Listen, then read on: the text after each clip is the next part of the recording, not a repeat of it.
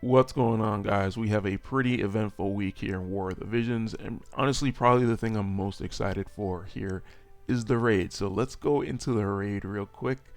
And I think what I like the most about the raid is that the bonus units, not the largest, the extra large bonus, but this tier right here, it's going to be a lot of the global exclusive units.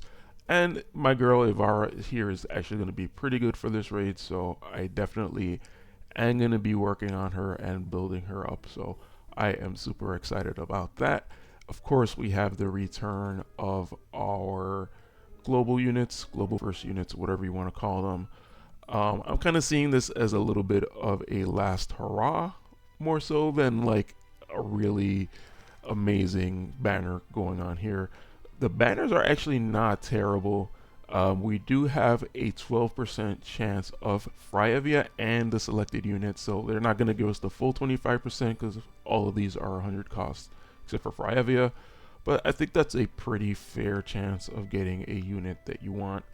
Um, there's nothing else really amazing about the rest of these banners. You do get shards and choice for shards and stuff like that, but yeah, I feel like that's pretty standard for these type of banners.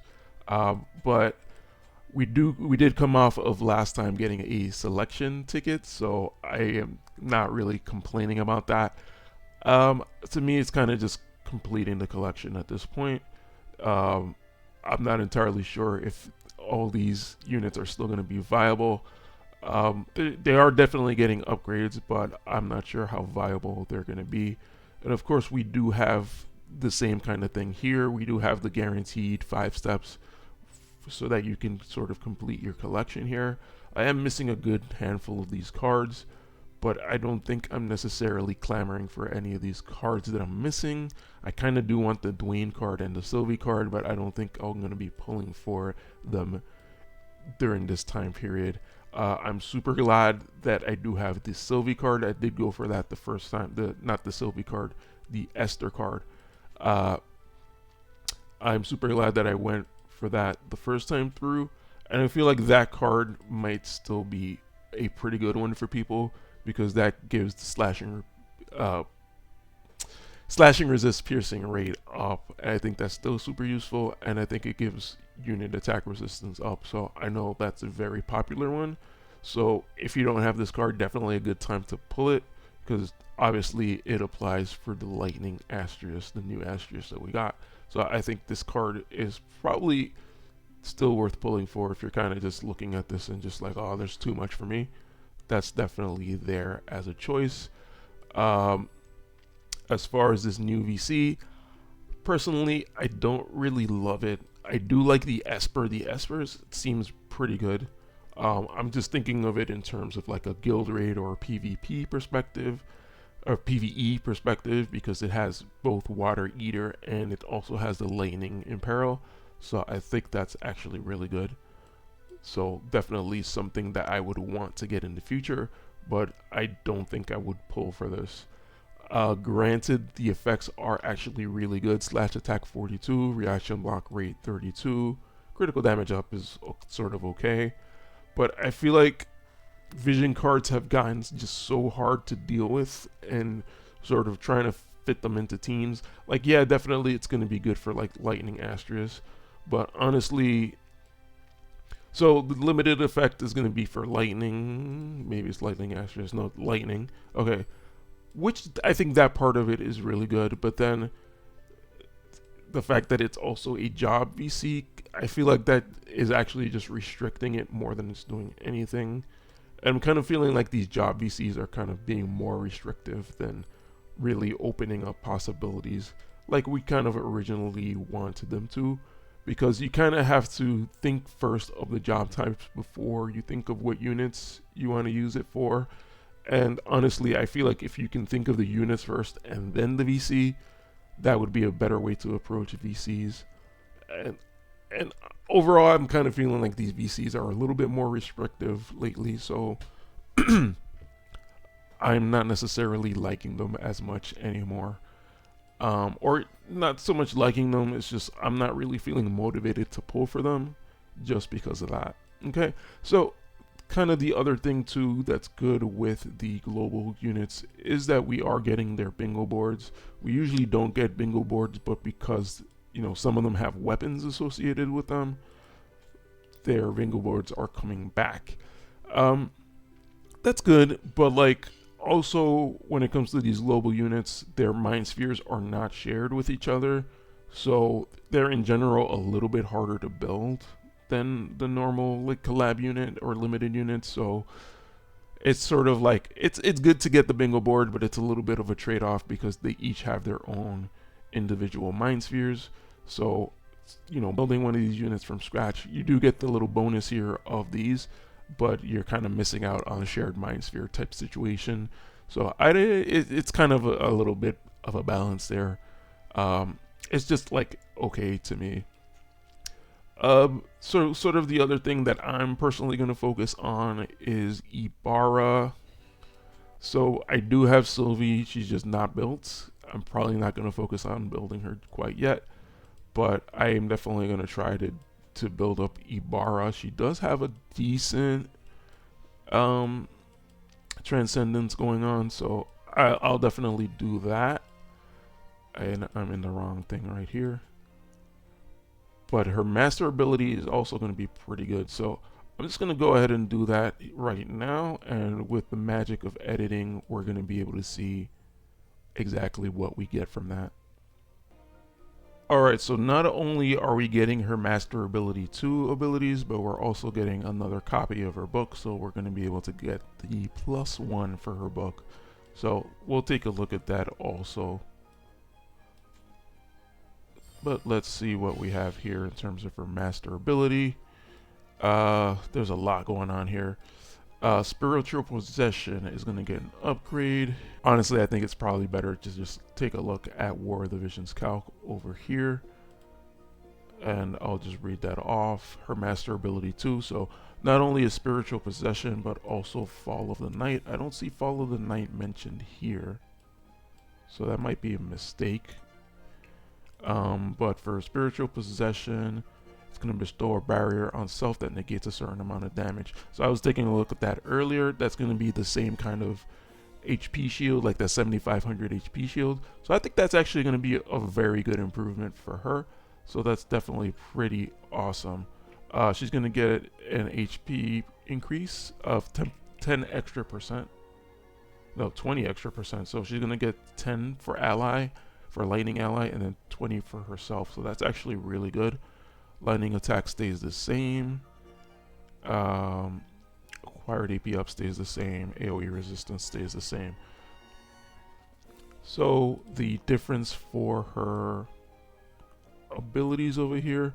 So for Spiritual Possession, she's going to get that 7500 HP shield. So, okay, I see Fall of Night and Spiritual Possession. That's actually the same ability, I think. So maybe let's go check that out really quickly.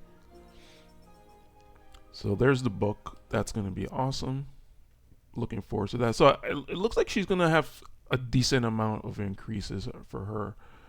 So that's actually going to make her pretty useful. I'm not sure if it's going to make her meta level. Definitely going to make her a little bit more viable. So let's just take a look.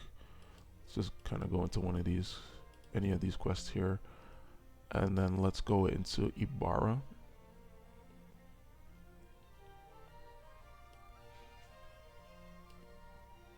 Okay, and let's go into Enhance. I think that's probably the best way to see it. And let's go into Abilities. So the Fall of Night bestows a barrier on self. Spiritual Possession enhancement. The Fall of Night becomes, or Spiritual Possession becomes the Fall of Night. So that is the same ability.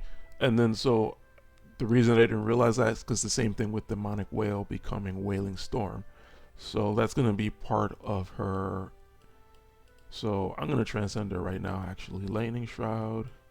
Okay. Let's transcend her right now. I mean, we can see what she's going to get, but I am 100% transcending her because she is one of my favorite units. So, okay, so Wailing Storm. So, The difference here is that it's going to go from small damage to medium damage. I personally thought that Wailing Storm was a lightning imperil. Apparently, I've been using it wrong this whole time. But her limit break is the one that gives the lightning imperil. This is just going to be a spirit debuff, and it's going to go from small to medium. She's going to gain 15 area attack resist, and she's going to get 20 magic. So in all the combination of the stuff that she's getting, I think she's going to be getting a pretty good improvement. So I'm super glad about that because Ibarra is one of my favorite units. Alright, so I'm just going to bring her to 140 and just call it a day for now. Boom. So I'm definitely, it just got the HP, but I'm definitely getting the magic of 20 and the 15 area resist there. That's actually pretty good. So let's take a look at the book of hers. We'll go into equipment, and I guess we just go to crafting. So I guess I do have enough stuff. So magic attack up. Again, let me go back to War of the Visions calc and just check there. By the way, guys, if you're not supporting War of the Visions calc on Patreon, what are you doing? Definitely throw $1 their way, and at least that much if you benefit from using the site. So I definitely think that's a worthwhile investment for most of us. Okay, so lightning attack 10, magic attack 10, increase human killer with magic attacks. So it's pretty decent. It's pretty decent. I think a lot of the other upgrades are pretty good, so I'm definitely more excited about that kind of stuff. In terms of my Sylvie, I'm still building up my Sylvie. I don't think she's anywhere near done. So I might get a few shards for her while she's still around, but I don't think I'm gonna get anywhere with her. And then the only other one is Fryevia. I'm kind of working on Fryevia. And actually, I'm working on Fryevia, and I'm also working on finishing up Zazan. I did finish up my Dwayne, so he's good. My Zazan, I believe he's up to 115. Yeah. So I'm missing a few shards for him. I'm missing Mind Spheres for him, so probably need a good 180, 174 for him. Probably not finishing that this time around. But my Fryevia should be pretty decent. And I think her I will finish before the 2 weeks is up on this. So let's take a look here. Oh, I'm looking at the shards, but where I really should be looking is here. So let's see. I can't even get her to 19 yet. Yeah, so I need 19 more to just get her to 107. So I still need like over 200 shards for her. So maybe actually Zazan might actually be the person to go for. Let me just take a look at my Mog shop. And then just see how many Mind Spheres I can still buy for both of them. I kind of feel like I already kind of used them up. So Mind Spheres, kind of done with Elena, Ibarra. So they're both at equal level. So I think I might actually go for Zazan and try to finish him up. And so the last kind of thing to mention here is if you go to normal summon, it seems like it's going to be pretty worth. Since we just had a week of 2 times guild drop, I think it's going to be pretty worth going for some normal summons because we do have the global units in there, and you're going to be able to get a few shards. But on top of that, you're going to be able to build up some soul medals and then go into the mock shop and then just buy some of their Mind Spheres like that. So I think there's some options there for free to play that are pretty good. But of course, you can also just go into the shop and invest your Visure. I'm trying to be a little bit careful with how much Visure I invest because we are getting the Nier collab coming up pretty soon. So I don't want to go too crazy, but it could definitely be a pretty good option to go ahead and invest, buy at least 1 or 2 bundles of shards for yourself here. So yeah, that's pretty much it. There's a lot to kind of see here. There's a lot going on, and you have options to whether you want to invest into specific things or not.